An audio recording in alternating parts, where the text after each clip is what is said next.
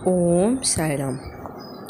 दर्शक बंधु पुणी थे मुझे सम्मुखें प्रस्तुत होती जड़े साई बाबांकर भक्तों जीवन में घटी मिराकल सहित तांको जीवन में बहुत प्रकार असुविधा थिला। सही असुविधा बाबा किपरि तांको हेल्प कले ताहा ही आजिर मिराकल। ताहा पूर्वर नमस्कार दर्शक बंधु, मो साई बाबा चैनल रे मु आपण मानकर स्वागत करुछि।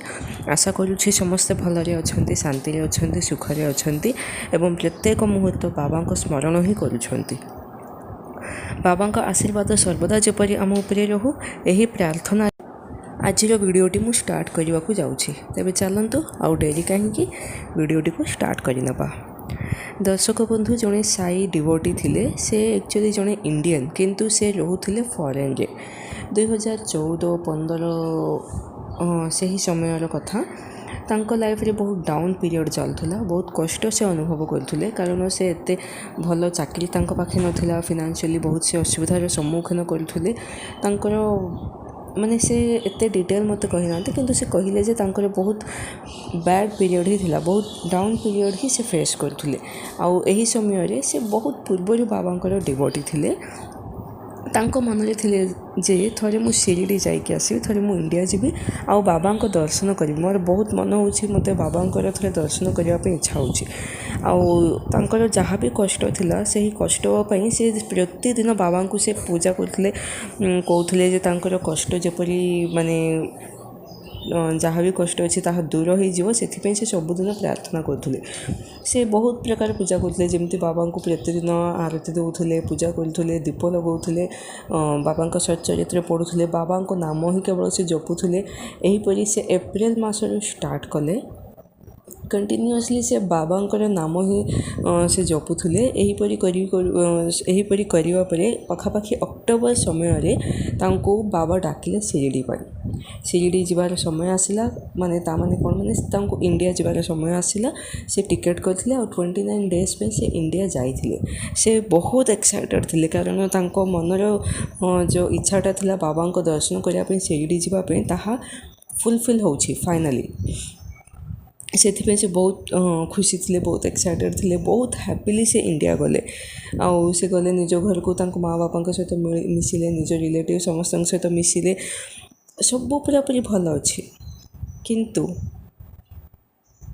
किंतु कौन है से शिरडी जाई पारलेनी। से 29 डेज इंडिया रे थिले किंतु से शिरडी जाई पारलेनी। आउ तांको बहुत खराब लगिला। यही साई भक्तों को मन एते माने दुखित हो गला कारण से जो पर्पस पे जाइथिले इंडिया बेसिकली ताहा है पारलानी। तांको बाबा को दर्शन मिल पारलानी, से शिरडी जाई पारलानी। तांको मन रे बहुत कष्ट थिला। इवेन दो तांको से यही जे साई भक्त अछंती से इंडिया रे जो जगह रे माने जो जगार बिलंग करछंती आउ सेठी मध्ये बाबांकर गोटे मंदिर अछि। से ही मंदिर को से डेली जाउथिले। इंडिया रे जेते दिन से थिले डेली बाबा को मंदिर को जाउथले, दर्शन करके आसुथले, किंतु से शिरडी जाई पारलेनी। आउ एथिपाई तांको मन रे बहुत पेन थिला, तांको बहुत कष्ट लागिला जे मु शिरडी जाई पारलेनी। ताहार माने तांको बहुत खराब लागिला एही कथाटा। हेले से काहाको किछि कहिलेनी, मन रे बहुत तांको माने से बहुत इमोशनली बहुत वीक हे गेले, बहुत तांको खराब लागुथला, किंतु से का सहित शेयर कर पारलेनी। फाइनली तांको इंडिया रे जिबार समय आसिला, सेथिपई से रिटर्न होते निज जगह को।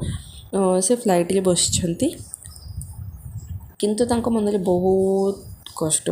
तांको यही पर लागले जे सबुठु भी बैड पीरियड तांकर ताहा ही। आउ एते माने मु होप नहीं कि आसली बाबा को दर्शन करी बोली ताहा है पारलेनी। माने बाबा मते डाकिलेनी। यही परि तांको मन रे बहुत प्रकार माने फीलिंग्स आसुची, से बहुत प्रकार मन रे भाबुछंती। एति भितरे कौन है गोटे मिराकलटी है, ताहा कौन है निश्चय मु जणेबी, किंतु ताहा पूर्वर गोटे छोट इनफॉरमेशन देबी। ताहा कौन माने यही वीडियो तले जदि देखिए डिस्क्रिप्शन बॉक्स टी अच्छी। आउ से डिस्क्रिप्शन बॉक्स रो सबुठ तले गोटे व्हाट्सएप नंबर अच्छी, ताहा होछि मोर। दर्शक बंधु जदि आपणक मध्यरु किए भी निज जीवन में घटी बाबा मिराकल्स आम सहित जदि शेयर करने चाहते निश्चय आपण करें, केवल से ही व्हाट्सएप नंबर रे वॉइस मेसेज पठेगी। ठीक अच्छे। ତେବେ ଚାଲନ୍ତୁ ଆଜିର ଏହି ଭିଡ଼ିଓଟିକୁ ମୁଁ ଏବେ କଣ୍ଟିନ୍ୟୁ କରୁଛି। ଆଉ ତାଙ୍କ ମନ ବହୁତ ଖରାପ ଅଛି, ସେ ବହୁତ ଇମୋସନାଲି ୱିକ୍ ହେଇଗଲେ। ସେ ବସିଛନ୍ତି ତାଙ୍କ ସିଟ୍ ନମ୍ବର ଯାହା ଥିଲା ସେଇଠି ସେ ଯାଇକି ବସିଛନ୍ତି। କିଛି ସମୟ ପରେ କ'ଣ ହେଇଛି, ଜଣେ ମାନେ ଲେଡ଼ି ଜଣେ ଆସିଲେ, ଜଣେ ମହିଳା ଆସିଲେ ଆଉ ଏହି ସାଇ ଭକ୍ତଙ୍କ ପାଖେ ବସିଲେ। ସେ କହିଲେ କିଛି ସମୟ ପରେ ସେଇ ଯିଏ ସାଇ ଭକ୍ତଙ୍କ ପାଖେ ଯିଏ ବସିଥିଲେ ସେ ହେଉଛନ୍ତି ଗୋଟିଏ ରିପୋର୍ଟର। ଆଉ ସେ ଏହି ସାଇ ଭକ୍ତଙ୍କ ସହିତ କଥା ହେଲେ। ସେ ପଚାରିଲେ କି ତମେ କ'ଣ ସାଇବାବାଙ୍କର ଭକ୍ତ, ଏହିପରି ପଚାରିଲେ। ଆଉ ଏହି ସାଇ ଭକ୍ତ ଯିଏ ଥିଲେ ସେ କହିଲେ ହଁ ମୁଁ ବାବାଙ୍କର ଭକ୍ତ, କିନ୍ତୁ ଆପଣ ଜାଣିଲେ କିପରି? ସେ କହିଲେ ଯେ ତମ ନେକ୍ରେ ଯେଉଁ ପେଣ୍ଡେଣ୍ଟ ଅଛି ନା, ସେହି ପେଣ୍ଡେଣ୍ଟ ଦେଖିକି ମୁଁ ଚିହ୍ନିଲି, କାରଣ ସେ ଏଇ ଯିଏ ସାଇ ଡିଭୋଟି ଅଛନ୍ତି ସେ ଗୋଟିଏ ପେଣ୍ଡେଣ୍ଟ ବିୟର୍ କରିଥିଲେ ଆଉ ସେ ପେଣ୍ଡେଣ୍ଟରେ ବାବା ଥିଲେ, ବାବାଙ୍କର ପିକ୍ଚରଟିଏ ଥିଲା।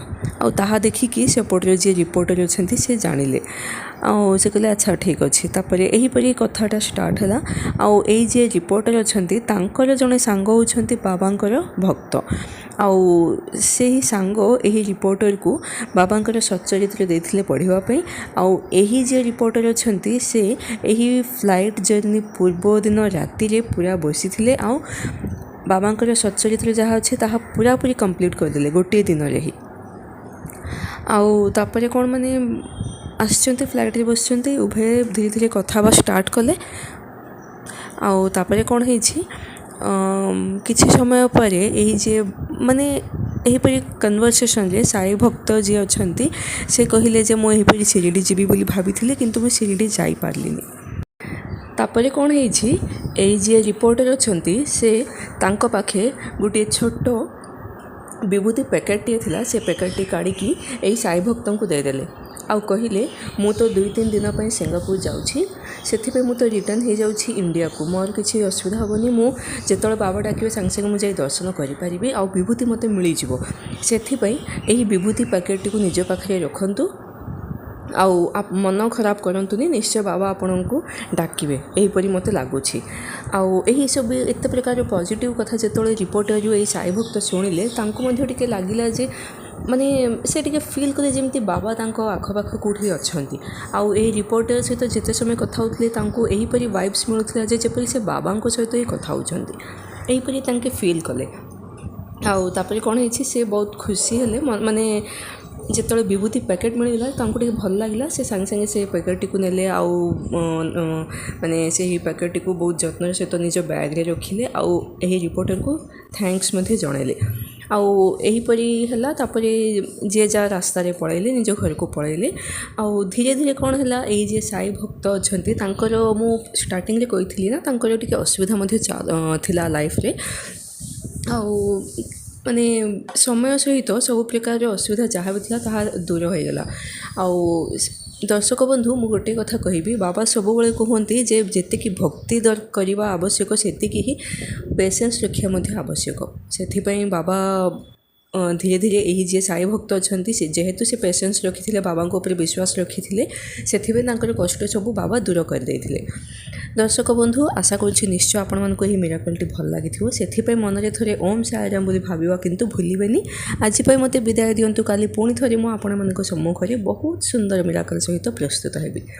ଓମ୍ ସାଇରାମ।